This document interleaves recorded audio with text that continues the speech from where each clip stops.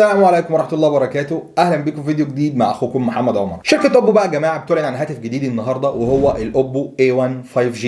هاتف مميز جدا في الفئه المتوسطه، وزي ما احنا عارفين شركه اوبو ليها قاعده جماهيريه كبيره جدا بتحبذ تشتري كلمه اوبو او براند اوبو تحديدا، مش ريلمي، مش مثلا اي حاجه تاني تبعها. فالهاتف ده ليك لو انت بتحب شركه اوبو. طبعا هاتف في الفئه المتوسطه، سعره حنين ومواصفاته جيده جدا على السعر اللي نازل بيه. وخلونا من غير ما نضيع وقت بقى نبدا على طول مع مواصفات الهاتف، ونبدا مع تصميم الهاتف. الهاتف هنا جاي بالتصميم التقليدي اللي كلنا حفظناه بقى خلاص. يعني الصراحه المفروض بقى يغيروا شويه عن الهاتف ده. كل الهواتف اللي نازله بقى لهم سنه بتيجي بنفس التصميم تقريبا. الرنجين الواسعين زي ما احنا شايفين اللي فيهم العدستين والفلاش والكلام ده كله، والسحبه اللي تحت منهم اللي مكمله اللي بتيجي بتكستشر كده مختلفه عن ظهر الهاتف وبلون مختلف برضه. وبقيت ظهر الهاتف زي ما احنا شايفين ظهر مصنفر كده وشكله شياكه برضه، شكله مقبول جدا. طبعا الهاتف كله طبعا مصنوع من البلاستيك او البوليكربونات. تصميم الهاتف من الامام بقى زي ما احنا شايفين شاشه بيتخللها الهول بانش او الخرم الموجود في الشاشه، وفي بزل كبيره شويه ملحوظه جدا طبعا اسفل الهاتف زي ما احنا شايفين. الهاتف ده يا جماعه تقريبا نفس التصميم ونفس كل حاجه زي الوان بلس نورد سي اي 3 لايت. هو تقريبا في كل حاجه مع بعض الاختلافات كده طبعا عشان ما ينفعش ينزلوا الاثنين حاجه واحده.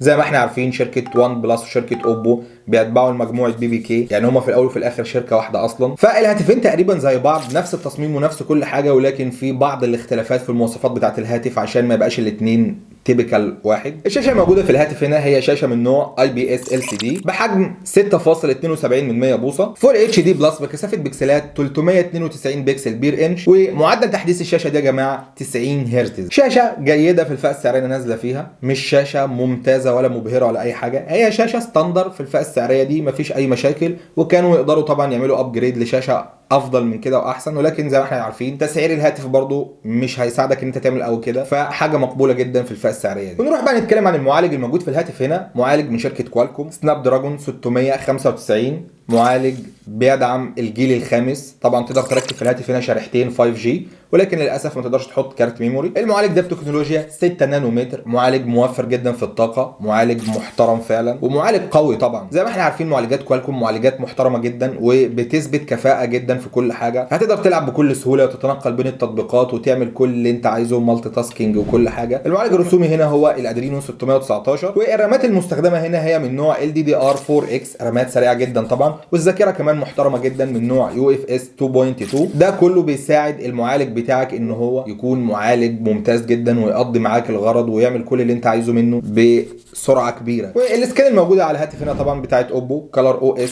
13.1 المبنيه على اندرويد 13. وفي ناس كتير جدا فان للواجهه بتاعت اوبو، واجهه كده فيها حاجات كتير مطرقعه، وفي ناس بتحب الواجهه دي جدا. والهاتف هنا بيجي منه نسختين، نسخه 256 جيجا مع 8 جيجا رامات، او 256 جيجا برضو مع 12 جيجا رامات، ودي حاجه مميزه جدا طبعا. عشان كده ما عندكش مش محتاج اصلا تحط كارت ميموري. الهاتف هنا بيبدا معاك من 256 جيجا.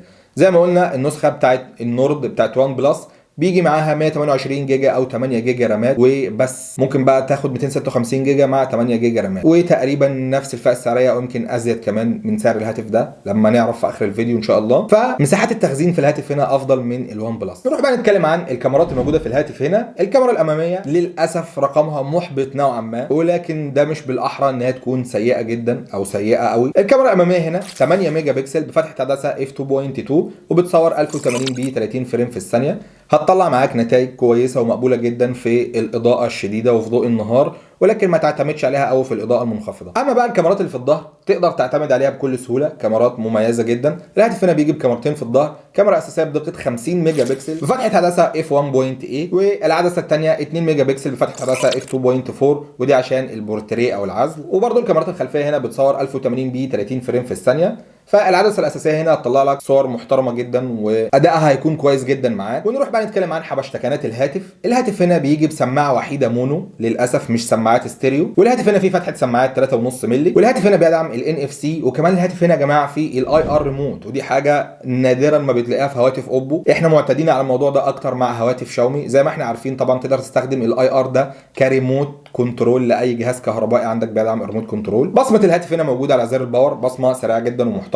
وزن الهاتف هنا 193 جرام، والهاتف هنا بيجي بثلاث الوان وهما الاسود والازرق واللون البرتقالي. ونروح نتكلم عن البطاريه. البطاريه هنا بتيجي بحجم 5000 ملي امبير، بتدعم الشحن السريع عن طريق منفذ تايب سي، والشحن الموجود هنا شاحن ممتاز جدا وسريع 67 واط، والبطاريه هنا كمان يا جماعه بتشحن معانا من 0 لحد 76% في 30 دقيقه فقط. طبعا نسبه بطاريه كويسه جدا وسرعه شحن عاليه جدا، فهتقضي معاك الغرض وهتصمد معاك طويلا فعلا البطاريه هنا. ونيجي لاخر حاجه بقى لتسعير الهاتف. تم تسعير الهاتف في السوق الصيني لان الهاتف ده اطلق امبارح في السوق الصيني. النسخه القليله 256 جيجا مع ال 8 جيجا رامات دي بسعر $305، يعني حوالي 9400 جنيه مصري. سعر ممتاز جدا طبعا بالنسبه لهاتف في الفئه المتوسطه وبالنسبه لهاتف من اوبو تحديدا، لان زي ما احنا عارفين هواتف اوبو بتبقى حراقه شويه، لان طبعا بيبقى براند بقى اوبو كده بيعتمدوا على البراند بتاعهم اكتر، فبيعلوا السعر بخلاف مثلا ما يكون هاتف من ريلمي. ف $305 ده سعر كويس جدا. ولو حابب بقى ترتقي للنسخه الاعلى 256 جيجا مع ال 12 جيجا رامات دي بسعر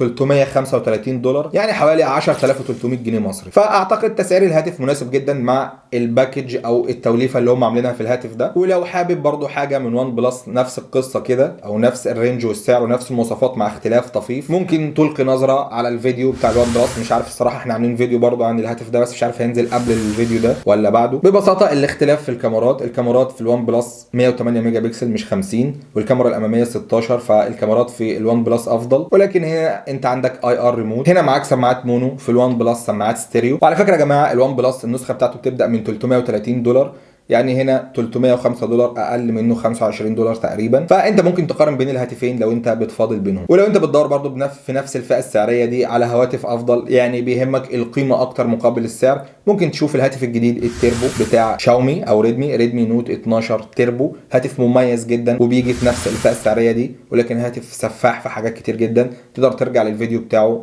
هسيبه لك في اللينك هنا وهيبقى موجود معاك في اخر الفيديو برضو ان شاء الله، تقدر تتفرج على الهاتف ده. وبس كده، دي كل حاجه عن وان بلس A1 5G. لو عجبك الفيديو بقى ما تنساش تعمل لايك للفيديو، تعمل سبسكرايب للقناه وتفعل زر الاشعارات عشان توصلك كل الفيديوهات الجديده على القناه ان شاء الله. سبحانك اللهم وبحمدك، اشهد ان لا اله الا انت، استغفرك واتوب اليك. دلوقتي الفيديو الجاي في حفظ الله.